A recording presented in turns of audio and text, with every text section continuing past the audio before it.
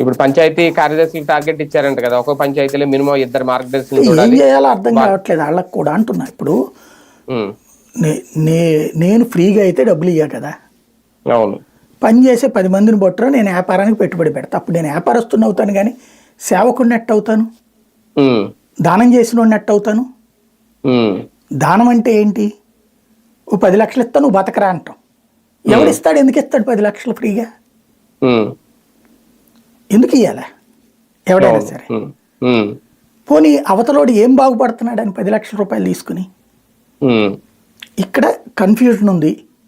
ఏదో ఈ ఇష్యూ నుంచి డైవర్ట్ కావడానికి మిమ్మల్ని అందరినీ కోటీశ్వరులు చేయడానికి అనేటటువంటి మాట మాట్లాడుతూ ఉంటారు. అట్లాగా నడుస్తూ ఉంటుంది.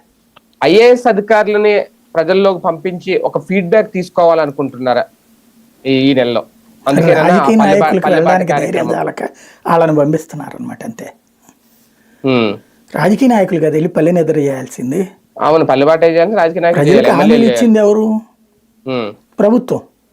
అవును, అధికార కూటమి ఎమ్మెల్యేలు అందరూ వెళ్ళండి, పల్లెల్లో నిద్ర చేయండి. వాళ్ళని అడగండి, మీకు అన్ని అందుతున్నాయి కదమ్మా, సంక్షేమం చాలా బాగున్నారు కదా, మీరు అందరూ ప్రశాంతంగా అడగండి. మీకు ఇసుక చక్కగా అందుతోంది కదా, డబ్బులు ఫ్రీగానే ఇస్తున్నాం కదా, మీరు అందరూ ఇసుక ఫ్రీగానే తీసుకుంటున్నారు కదా, మట్టి ఫ్రీగానే తీసుకుంటున్నారు కదా, మీకు అందరికీ అన్ని సంక్షేమాలు బాగా అందుతున్నాయి కదా అని అడగండి.